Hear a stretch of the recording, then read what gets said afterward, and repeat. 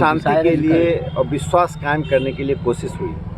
और जो लोग पत्थर से या पुलिस के लाठीचार्ज में घायल हुए, उन लोगों से मिलने के बाद अपनी बात कहने के लिए एसपी साहब के पास में आया था और मैंने जो वहाँ देखा सुना वो बताया। दो प्रमुख बातों को मैंने सामने रखा। एक तो निर्दोष लोगों पर कोई कार्रवाई नहीं होनी चाहिए। दूसरा, पुलिस ने खास करके पासवान टोला में गरीब निर्दोष निरीह व्यक्ति पर ज्यादती की है। मैंने कुछ नाम भी बताया जिसमें एक चौकीदार भी है और 2 बच्चे ऐसे जो यूपीएससी की तैयारी कर रहे थे, छुट्टियों में घर आए थे दिल्ली से, बताया, जिसके कारण लोगों में बहुत आक्रोश है।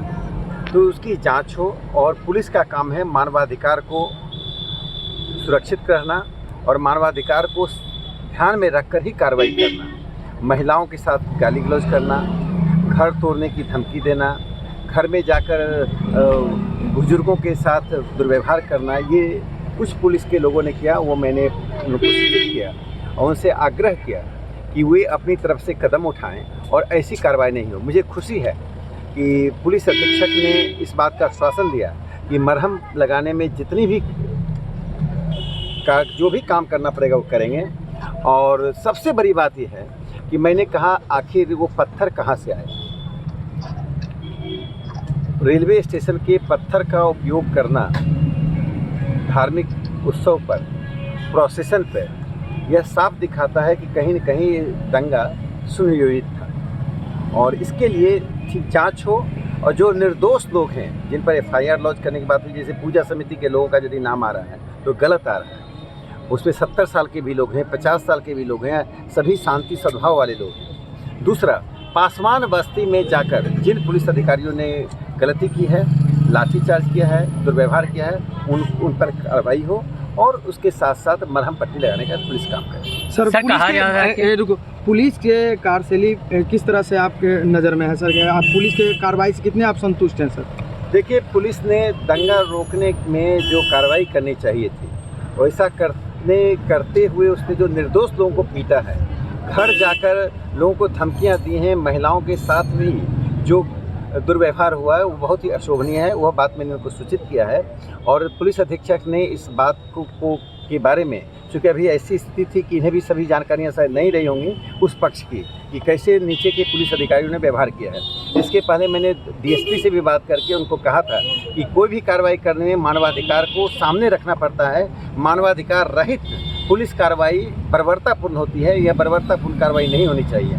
ऐसे अनेक बच्चे हैं पासवान टोला में जो पूरी तरह से घायल हैं, जो पूरी तरह निर्दोष हैं, पूरी तरह से अबोध हैं, जिनका कोई भूमिका नहीं थी। इसमें कुछ ऐसे बच्चों पर लाठियां चली हैं जिनकी उम्र 18-16 साल से नीचे है।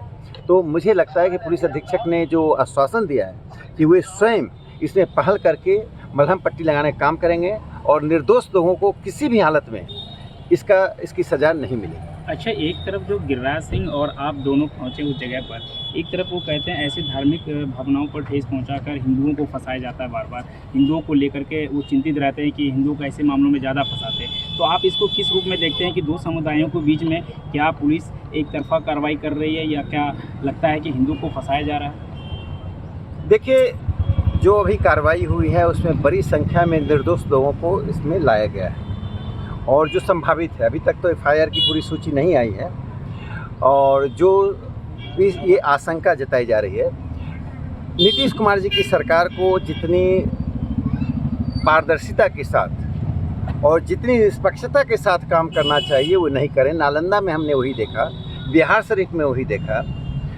सिवान में वही देखा है और बेगूसराय में भी उसकी छाप नीतीश कुमार जी की नीतियों की छाप है। जिसकी सरकार होती है, पुलिस प्रशासन उसकी नीतियों को देखकर काम करता है। नीतीश कुमार जी की सरकार तुष्टीकरण की नीति में उलझी हुई है। वोट बैंक की राजनीति से जिस दिन हम मुक्त हो जाएंगे, जिस दिन कोई समुदाय विशेष किसी पार्टी विशेष का बहिष्कार करना बंद कर देगा और धर्म के आधार पर वोट देना बंद कर देगा, देश में सांप्रदायिकता समाप्त हो जाएगी। इस सांप्रदायिकता की जड़ वोट बैंक की राजनीति है। उससे तो समुदाय को भी आत्मालोचन करना पड़ेगा, राजनीतिक पार्टियां जो वोट बैंक की राजनीति करती हैं उन्हें इससे बाहर निकलना पड़ेगा, क्योंकि टूटता समाज है।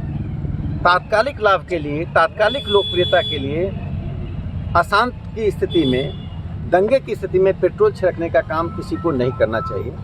समाज में सद्भाव लाना चाहिए, साझा व्यापार, साझी कार्रवाई। और बेगूसराय में कुछ खास अंतराल में जो घटनाएं घट रही हैं उसकी ओर मैंने ध्यान दिलाया कि ऐसा क्या है कि बेगूसराय में हर 15 दिन के बाद, 20 दिन के बाद कोई ना कोई घटना घट रही है। तो पुलिस प्रशासन चुस्ती से ऐसे ताकतों को, ऐसी प्रवृत्तियों को से निपटे जिसके कारण ये घटनाएं घट रही हैं। बेगूसराय को सांप्रदायिकता की आग में झोंकने की जो कोशिश हो रही है, और उसी कोशिश का हिस्सा है कि जब दुर्गा विसर्जन के लिए जब वो जुलूस जा रहा था उस पर पत्थर फेंका जाना, इसी का नतीजा है कि आगजनी होना। इससे पुलिस प्रशासन सख्ती से निपटे, लेकिन किसी भी निर्दोष को सज़ा नहीं मिलनी चाहिए। और बिहार की सरकार को मैं चेतावनी देता हूं कि वोट के लिए समाज को ना तोड़े, वोट की बैंक की राजनीति के लिए हिंदुस्तान को सांप्रदायिकता के आग में नहीं झोंके।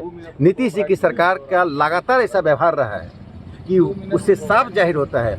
पहले दुर्गा पूजा की छुट्टियों में कटौती कर दी गई, छठ पूजा की छुट्टी में कटौती कर दी गई। और मैं उनसे अपील करता हूं कि छठ पूजा में कम से कम 4 दिन की छुट्टी बिहार में दी जाए।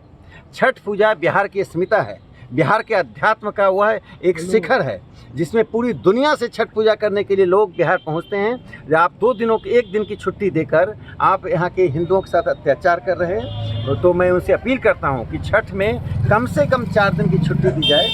भौतिकता के आधार पर समाज नहीं चलता, अध्यात्म के बिना राज्य नहीं चल सकता, देश नहीं चल सकता है। बिहार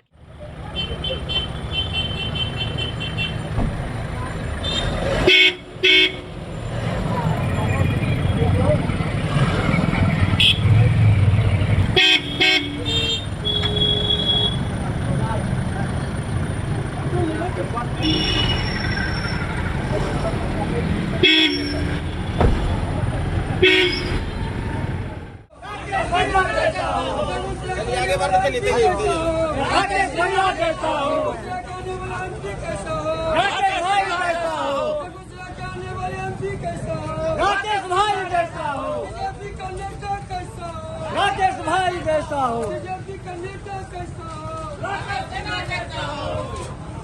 हमारा नेता कैसा हो? चलो बच्चा आ गया। एक गाड़ी सब यही दीजिएगा।